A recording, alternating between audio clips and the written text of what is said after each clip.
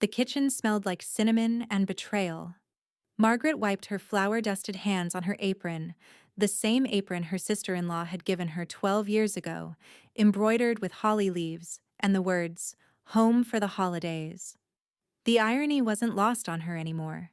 She stood at her granite countertop, surrounded by the organized chaos of her annual Thanksgiving preparation. According to YouTube analytics, 99.3% of viewers are not subscribed. That's a huge number.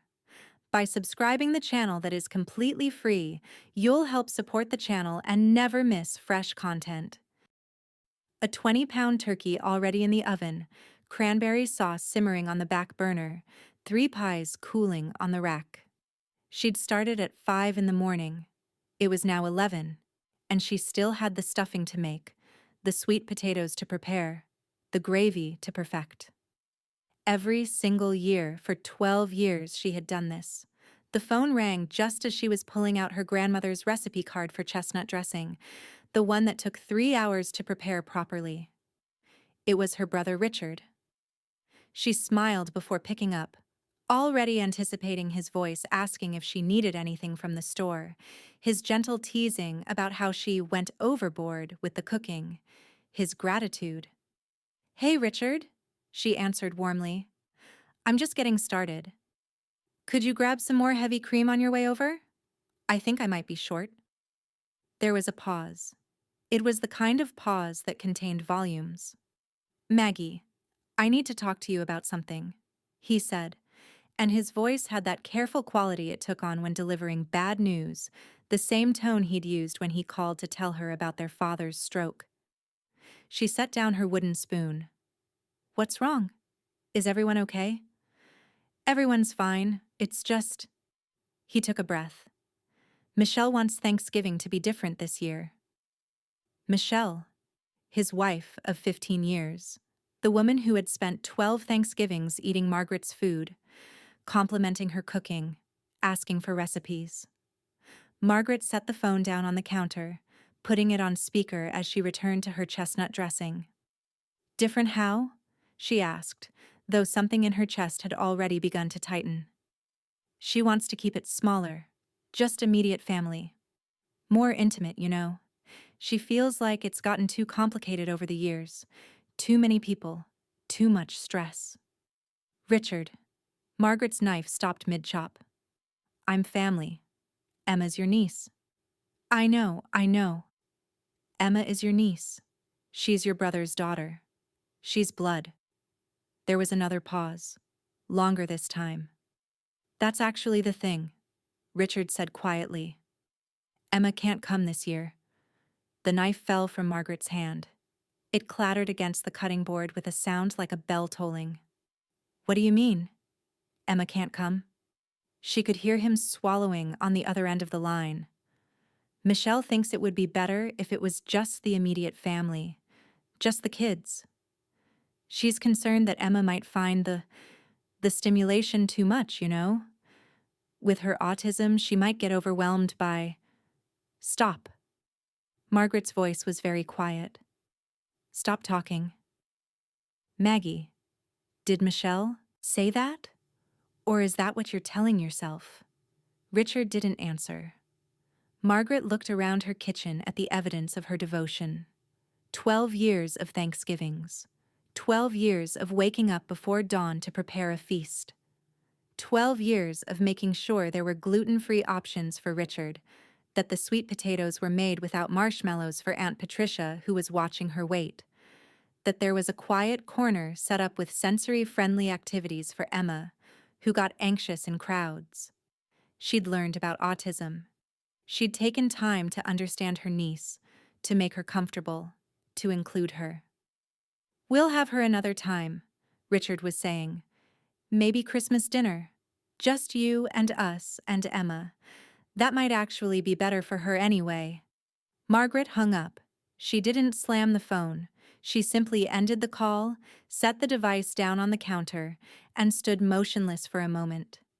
Then she looked at the turkey in the oven. The perfectly prepared ingredients. The pies that would take another 3 hours minimum. She turned off the oven. She had never turned off the oven on Thanksgiving morning in 12 years. Not once. Not for illness. Not for emergency. Not even for her own exhaustion. But her hands moved without consulting her heart, switching off the temperature dial, setting the timer to 0, watching the red numbers fade to black. Then she called her closest friend Diana and told her to come over. Diana arrived within 40 minutes, understanding from Margaret's terse message that something significant had happened. She found Margaret sitting at the kitchen table with a glass of red wine that was half empty, surrounded by the raw ingredients of a feast that would never be cooked. "Tell me," Diana said, sitting down across from her. Margaret told her. Everything. 12 years of service, the careful research into sensory-friendly meal preparation, the way she'd learned Emma's favorite foods and made sure they were always available. The way Emma had started to relax around her over the years, to come out of her shell. The way she'd received thank you notes in Emma's careful handwriting. "She doesn't want Emma there," Margaret finished. "Michelle doesn't want her there." And Richard just rolled over and accepted it. Diana's expression hardened. "That's disgusting." "It is," Margaret agreed.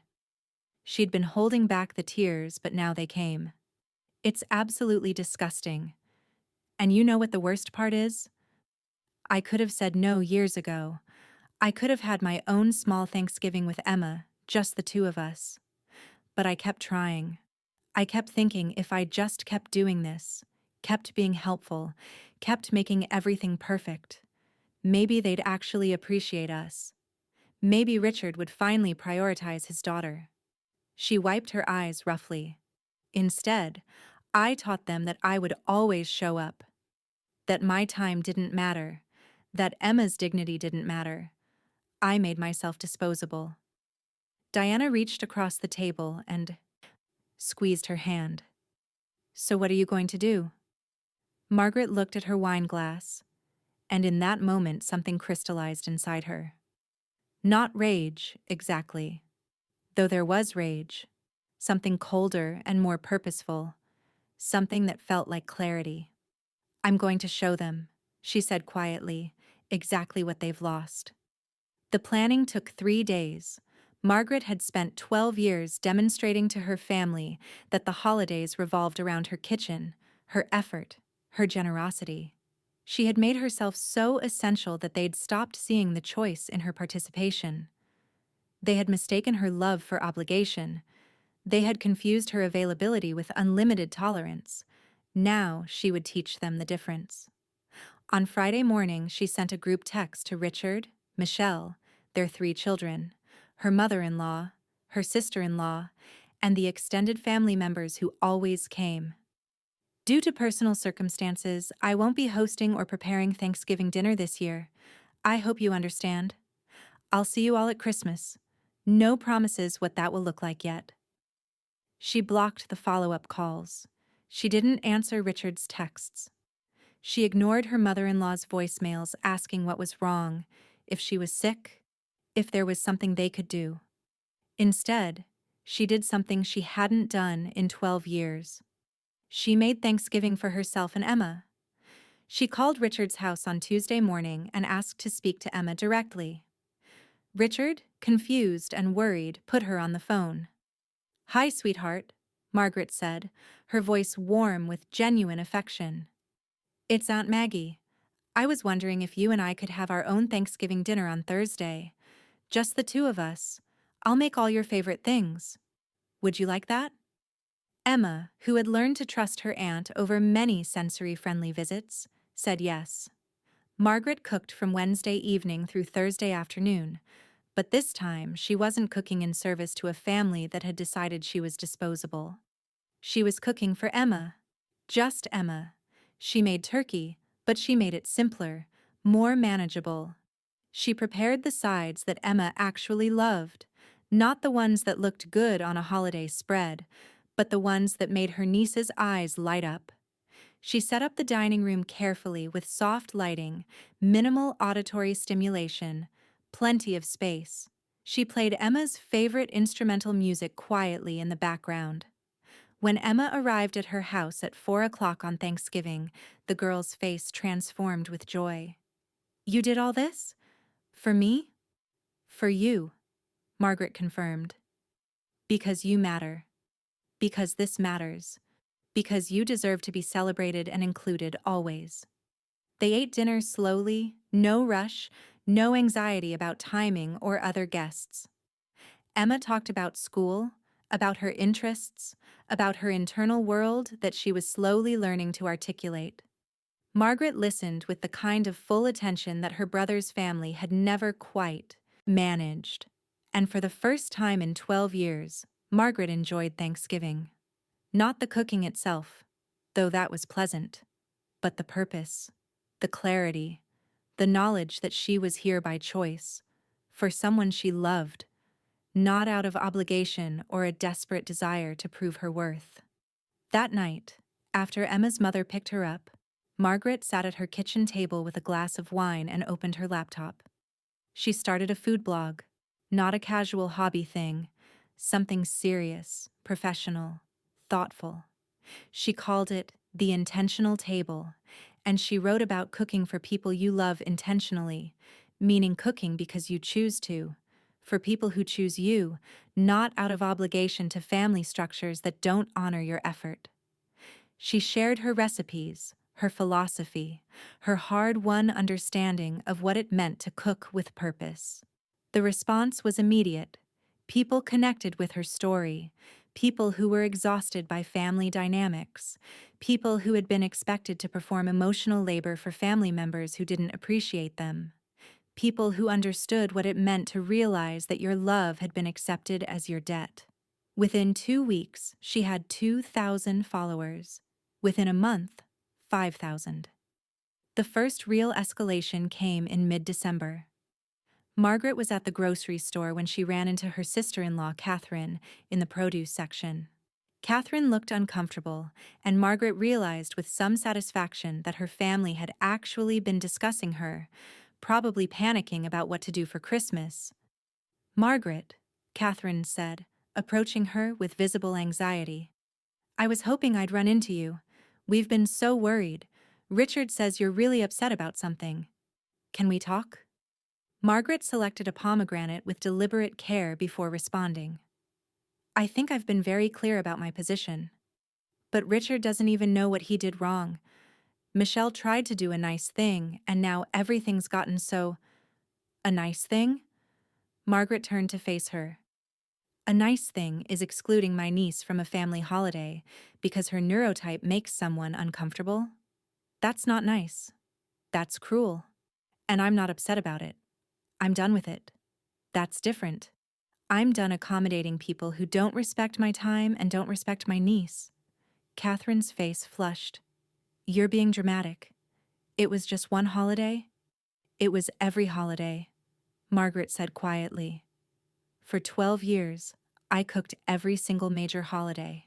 I planned, I prepared, I researched, I worried about making things perfect. I taught you all that I would always be there. I taught you that your comfort mattered more than my time, your preferences mattered more than my niece's inclusion, and I'm no longer teaching that lesson."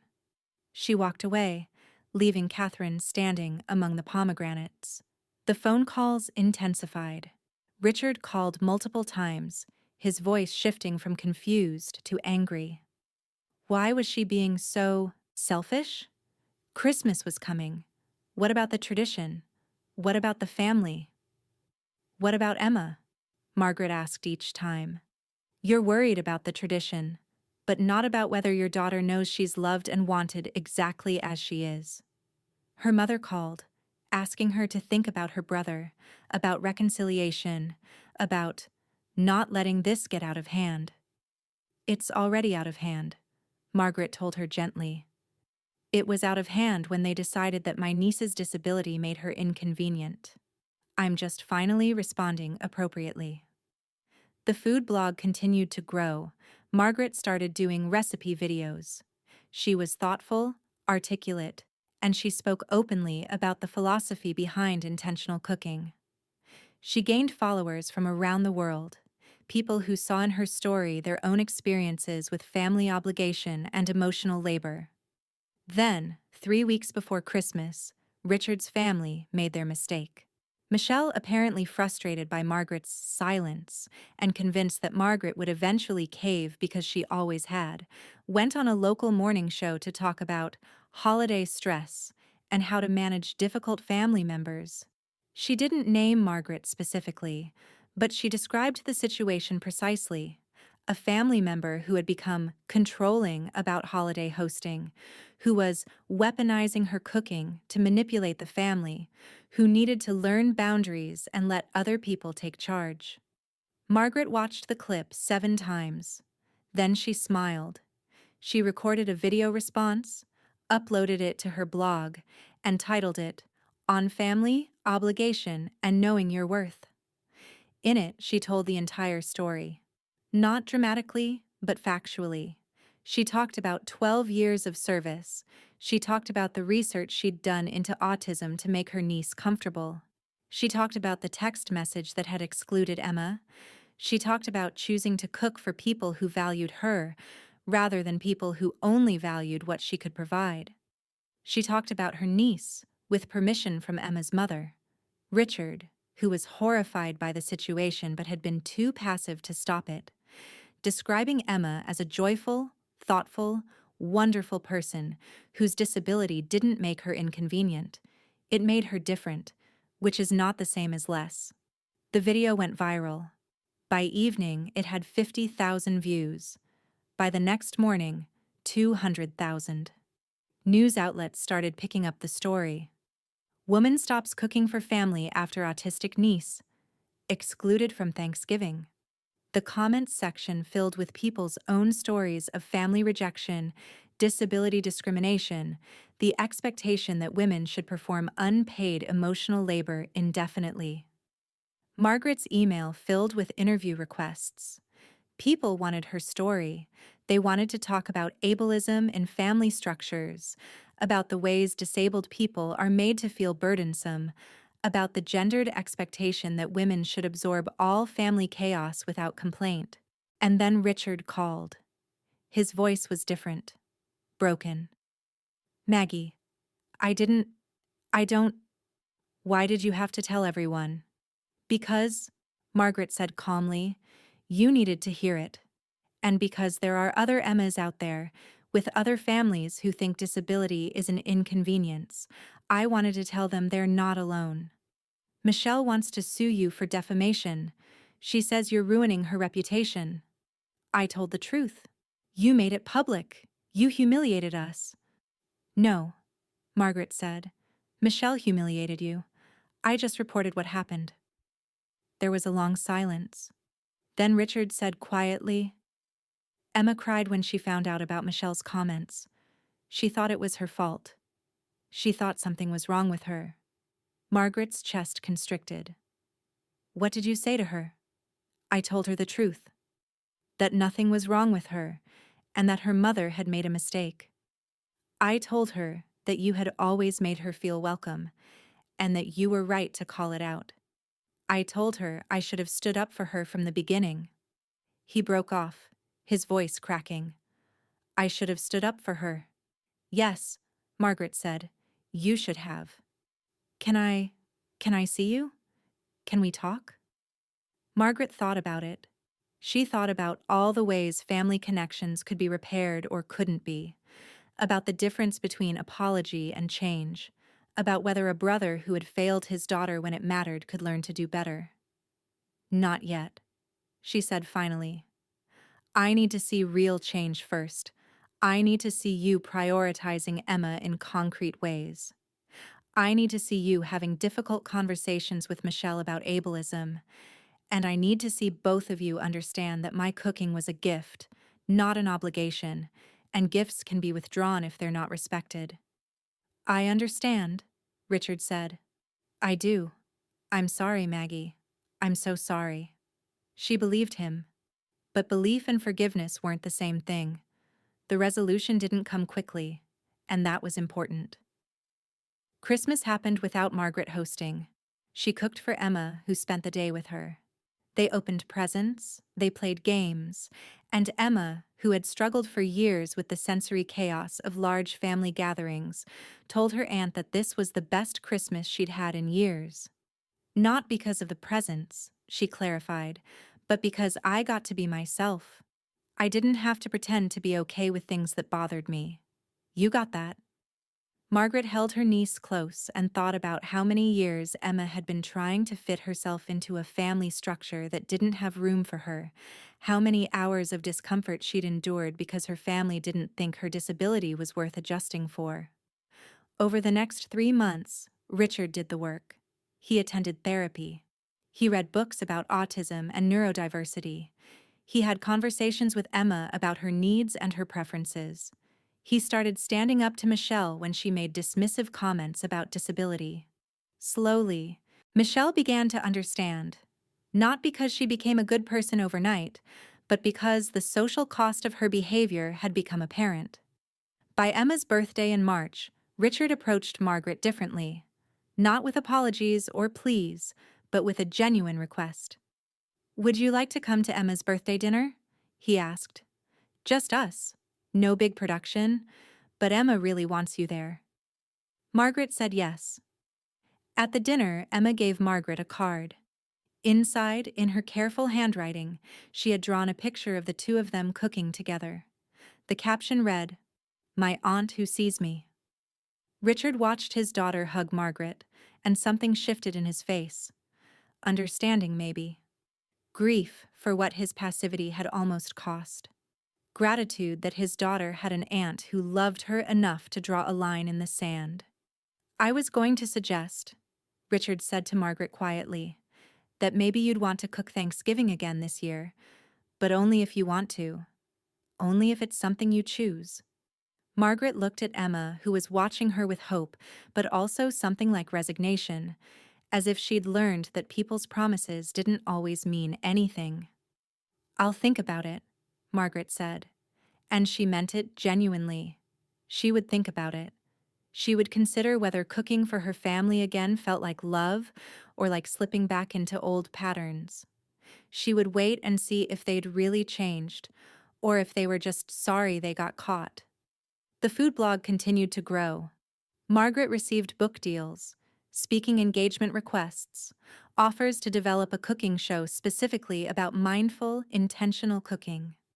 She started a nonprofit that connected autistic adults with cooking classes tailored to their sensory preferences. She became, somewhat to her own surprise, a minor celebrity in the disability rights and neurodiversity communities. But that wasn't the real victory.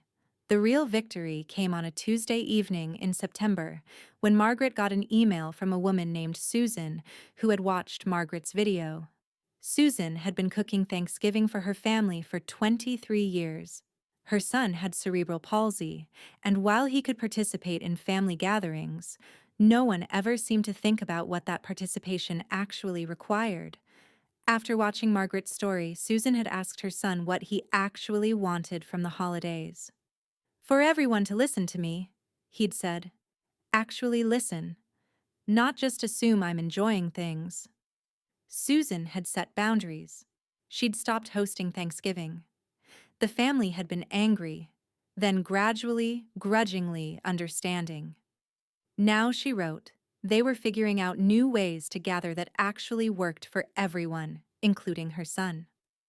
"I wanted to thank you," Susan's email concluded, "for showing me that love doesn't have to look like exhaustion, that boundaries aren't selfish, that sometimes the most loving thing you can do for your family is to refuse to absorb all their chaos."